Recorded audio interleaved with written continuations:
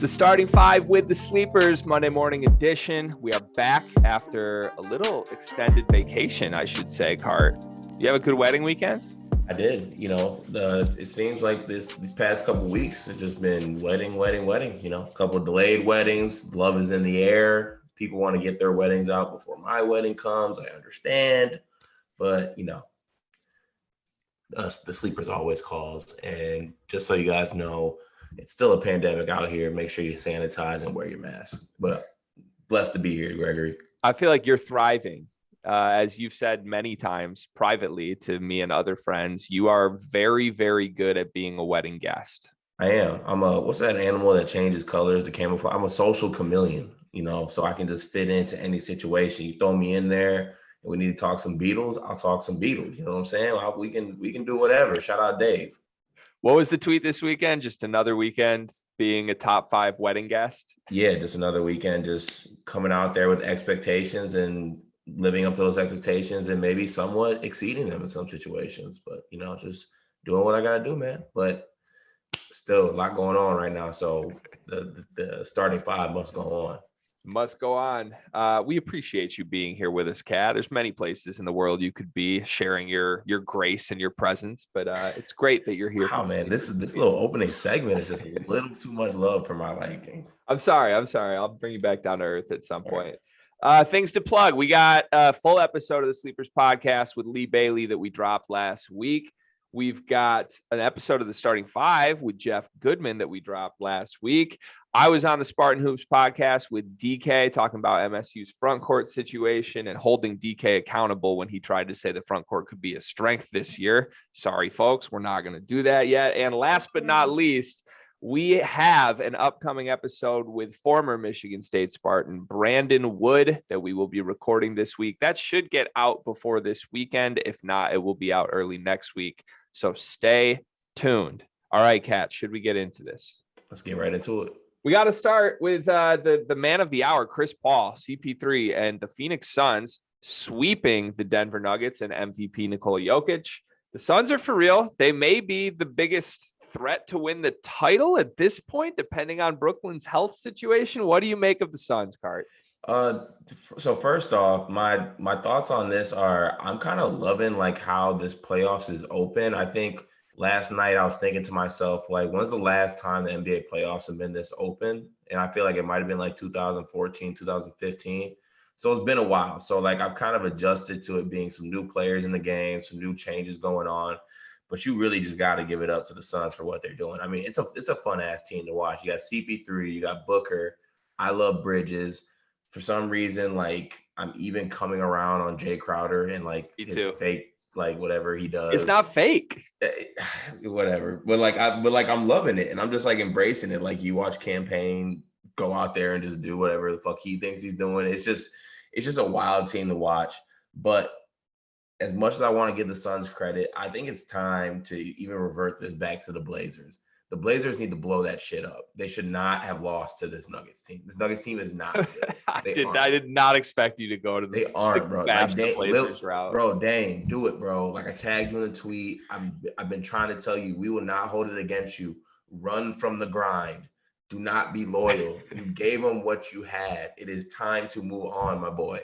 It's done. You know Damian Lillard's my guy. That's my favorite player. And even I want to see him leave at this point. It's I don't like the pairing with CJ McCollum. And I don't want to put that all on CJ McCollum, but like he's kind of just a non-defender bucket getter, but how good of a bucket getter really is he? And how do you mix that in with a guy who's one of the best bucket getters in the league? Like there's so much redundancy there. They don't complement each other at all. I want to bring us back to the Suns though, Cart, because I've had my issues with Chris Paul for damn near a decade. Yeah. I loved Chris Paul when he entered the league. I loved him as a young guy on the Hornets. He was great. He was exciting. And then he went and he clippered himself, Cart. And it takes a lot for me to just move on from that with guys. It really does. That's true. And I think it took Chris Paul about 5 years to get the clipper out of his system, because right now what I'm seeing is not the guy that was in Houston or in LA just flopping, whining, deferring to another superstar. Like this is Chris Paul taking command of his team.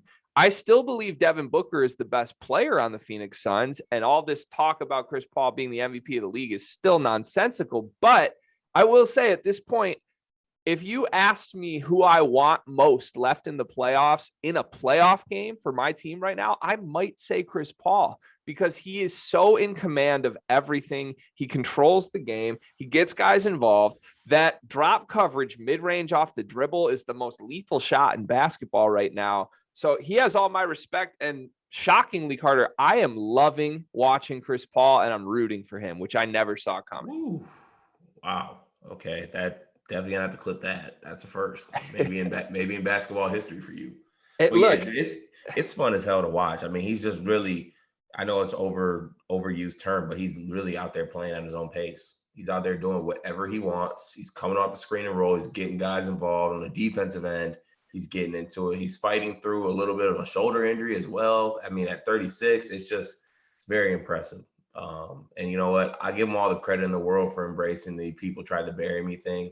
Don't know how many people really tried to bury Chris Paul, but hey, I'm all with going with the narratives, finding the hate. And yeah, see, the one thing Chris Paul can't shake right now is like the fake chip on his shoulder, which I hate when people and teams do that. Like, he's dropping quotes like, "Oh, I played 2 years on JV. I was never supposed to be this big superstar. Like, you were a McDonald's All-American, the number 1 point guard recruit in your class. Like, let's chill on all that underdog stuff."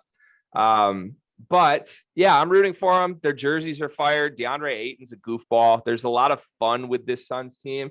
And am I crazy for thinking there's a little Pistons-y vibes to this? Like, Chris Paul reminds me of when the Pistons got Chauncey, like a mid to late career veteran guy who had never won the big thing, but like, except I don't know. Chris Paul's not the best player on the team. I don't think Chauncey was the best player on the Pistons, but in the playoffs, he was. He was the most important. But Chris Paul's better than Chauncey ever was. So I don't know. I don't know. I feel like that's disrespectful to the Suns. I think the Suns would 4-0 that Pistons team. I don't get why you're throwing all this slander at this Pistons team. You said the Nets would, and then the Nets, you said it would be like 140-80, and then the next game, the Nets dropped 83 on the Bucks. Yeah, with injuries, but You need to chill. What's with the Pistons disrespect? Whatever. Let's move on, man. I don't understand where this is coming from. All right, number 2, Bucks, Nets. Nice segue there. The Nets up 2-0. Everybody thought they were going to steamroll the Bucks. They lose back-to-back games in Milwaukee. Couple injuries going on. James Harden has missed pretty much the entire series. Kyrie Irving is now in doubt for Game 5. Kevin Durant, after Kyrie Irving left the game, was something like, I think like 6 for 17 from the floor. Like, he was not really cutting up like you expect the quote unquote best player on earth to play. I'm confused, Cart. What do we do here? Hey, this one goes out to Kevin Durant, my guy. We love you, but you are killing the agenda right now, because this is going to hurt me to say this. Like, I shouldn't have to say this on Monday morning. Here it goes. PJ Tucker is playing extremely well, and he's wearing nice shoes, and he's in KD shit. He is. Like, that pains me. It does. It pains me to say that one of the best scorers, the most generational scorer of all time, is literally getting clamped up by fucking Ira Newble with a Nike plug. Like, it's absolutely disgusting. But he's got to step up, man. There's no excuses, to be honest. I mean, when we let players pass, that's like giving them Kawhi Leonard treatment. You know what I'm saying? Like, you got to play with what you got. You got to make it happen. You're Kevin Durant. You have enough to get this done, I think. So, unfortunately, the injuries happened. I don't know about James coming back. The ankle sprain did not look good for Kyrie. It was a pretty significant turn on that ankle. I know he left in a crutches and a walking boot, so it might be looking bad for him next game. So we're going to need some guys to step up, and KD's got to be KD. He cannot let PJ Tucker clamp him.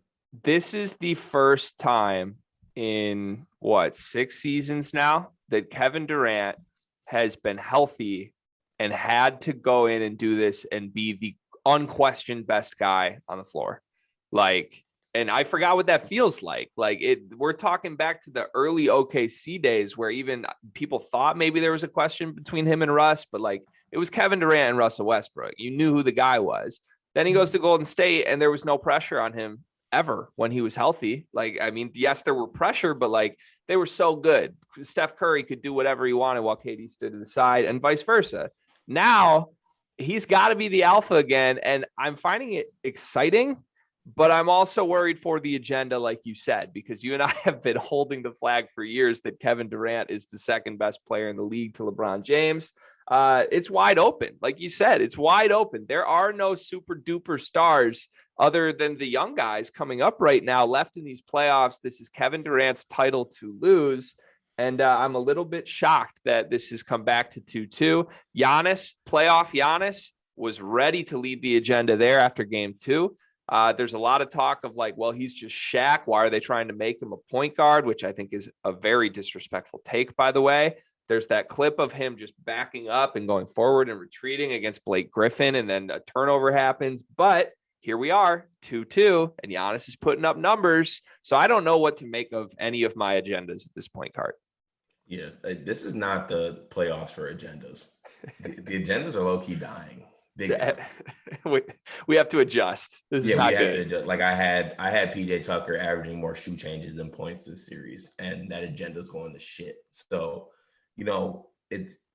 I'm excited because, like you said, this is the first time we're going to see Kevin Durant in a situation where it's him. He's out there, like he's the one. So we're going to see what he's got. I'm still think that the Nets pull this series out without Kyrie or without James Harden. I think that Kevin Durant steps up and he finds a way to get 2 games out of this next couple and to advance to the Eastern Conference Finals. If we could fast forward in time and see box scores for the next 3 games, I could tell you if the Brooklyn Nets win or lose based on how many shot attempts Bruce Brown has in those games. So Bruce Brown, KYP. Wait, yes, KYP. No, sorry, KYR. Know your role, man. I was going to say, is KYP kill your Pistons? Because stop being a Piston. My bad. You got to know your role. Hey, I love the aggressiveness. Love that whatever you think you are, who you think you are. But this is a common case of when you have a guy with a Dylan Brooks mentality who he thinks he's the best player on the floor, and it can backfire because you're not, Bruce. If you are a playoff team playing through Detroit Pistons players, why? Ask yourself why. You still have time to correct this issue. Just stop. Just give the ball to Kevin Durant, get out the way, have him shoot 50 shots. That is better. Reggie Jackson and Luke Kennard are out here trying to save Kawhi's career. Yeah, we might as well go there now, Cart.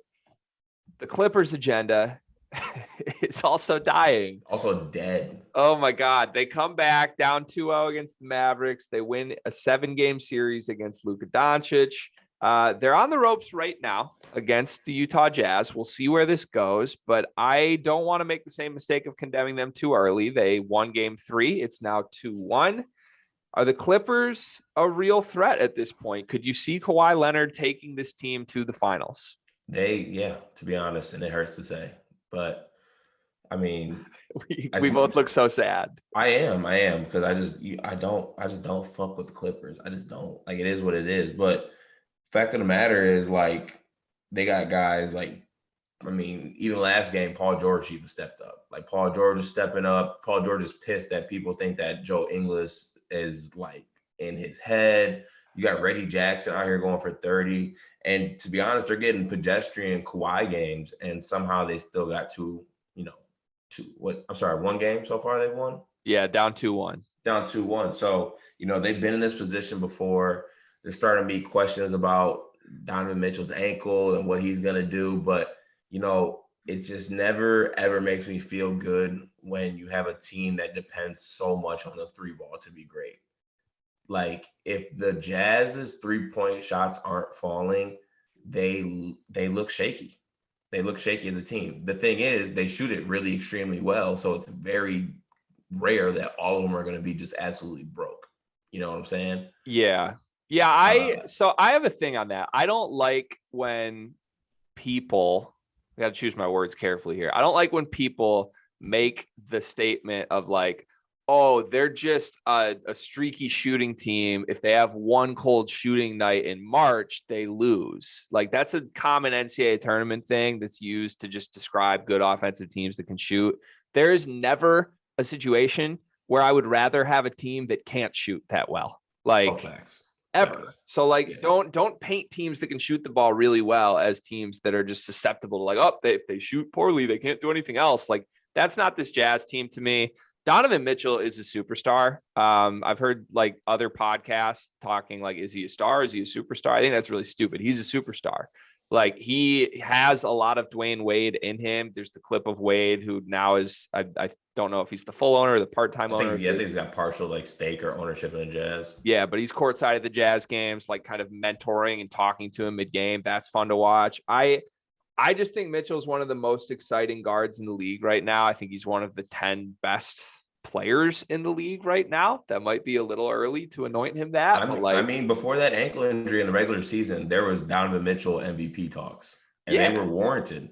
I mean, he's been, how many straight playoffs is this where he's been the best player in a series, series with other guys? Dude, there's been some crazy graphics that they've been showing during these games, like players before the age of, like in their first playoff series. Yeah. Or in like, I think like a minimum like 40 or minimum 20 games, like in playoff series, there's like the highest points per game average. This is like Kobe, it's like Jordan, Bron, and then Donovan Mitchell.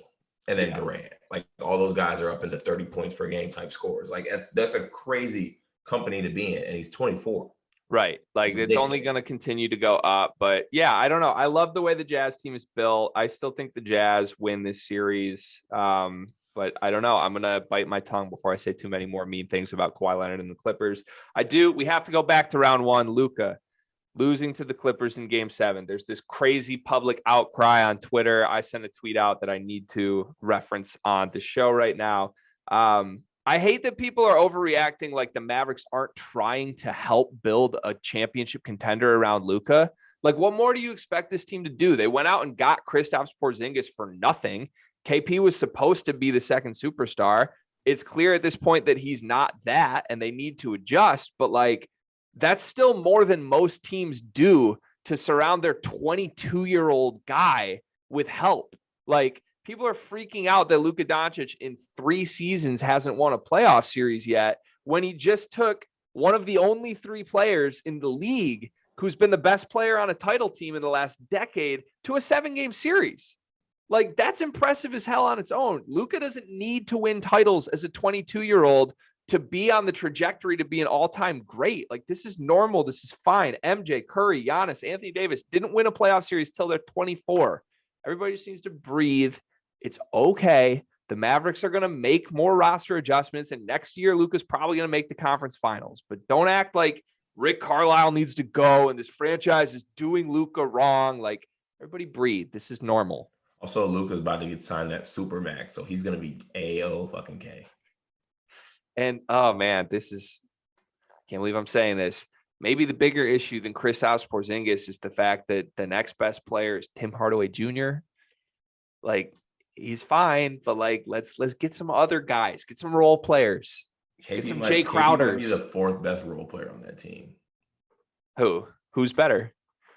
Dude, I honestly, and off those playoffs, I would take Hardaway Jr. first. I'd take Finney Smith over him. Oh man, that's just dicey. They just need like I might want Jalen Brunson over KP. They need the Suns supporting cast. Every team needs the Suns supporting cast. Just get like Jay Crowders and Mikal Bridges. Yeah.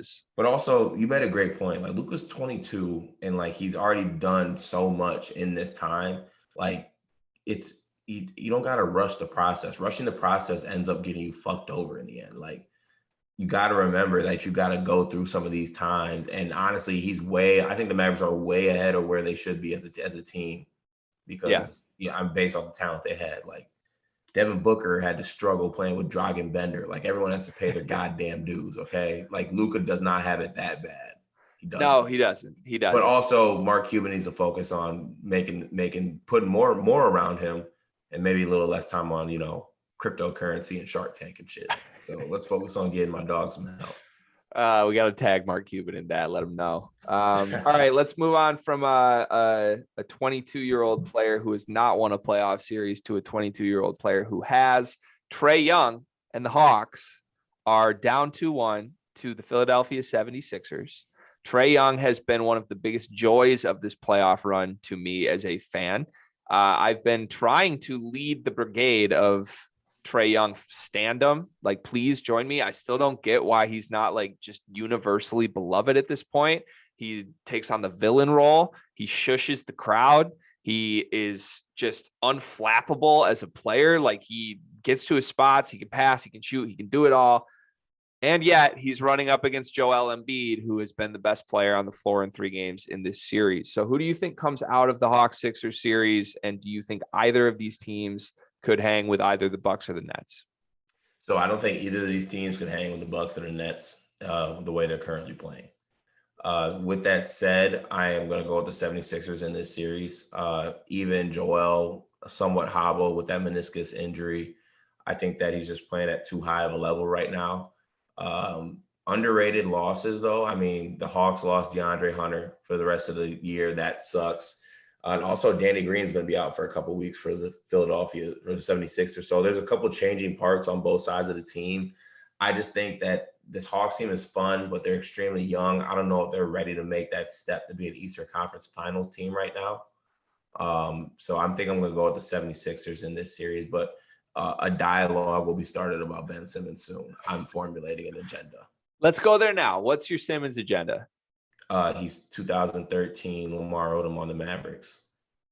On the Mavs? On the Mavs. I'm sick of it, man. Ben Simmons is should be a generational talent, and they literally don't even let this dude touch the ball. He is a generational talent. The fit makes no sense. Okay, but like even so, like I'm watching games and it'll be 9 to 10 straight possessions, and they literally won't even let Ben Simmons touch it.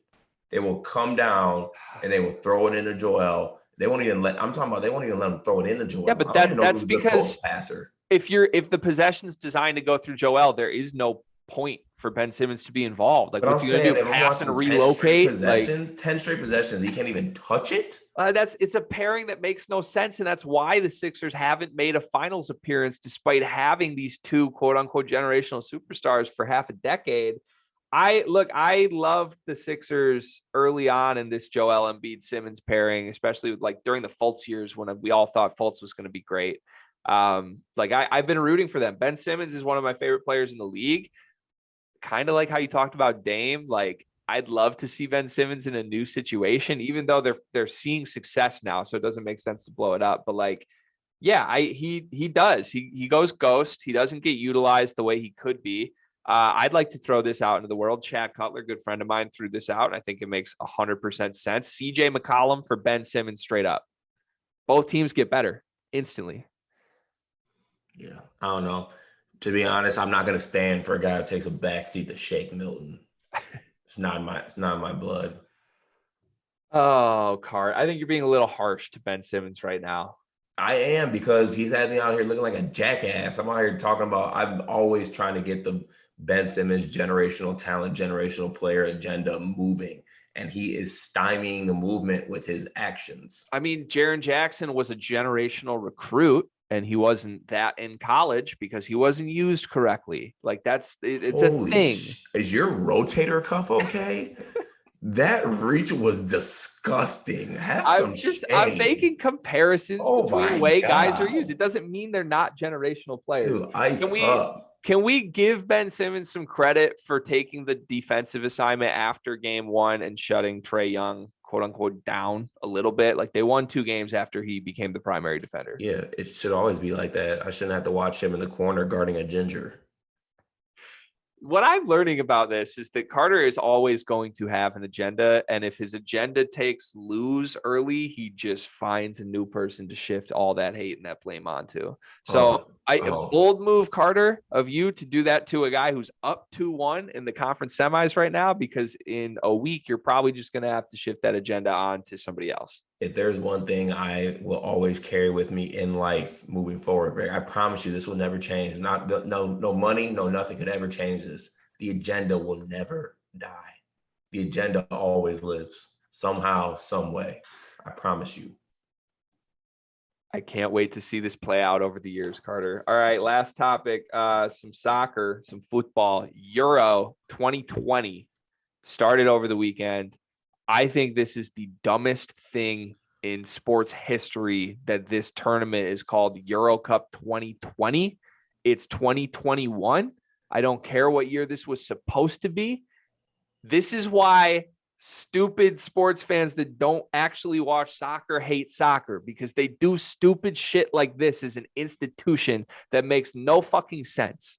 So Euro Cup 2020, tell us all about it, Cart. Great weekend of soccer. I like to use tournaments like this in the summer to extend a branch to people who want to get into the game. And this is a great chance to get in the game. You can basically watch countries play, and you can pick. This is exactly what I did. I watched Euro a couple of years ago. I picked a player from one of the countries I liked, followed him to his club team. The soccer love keeps on growing.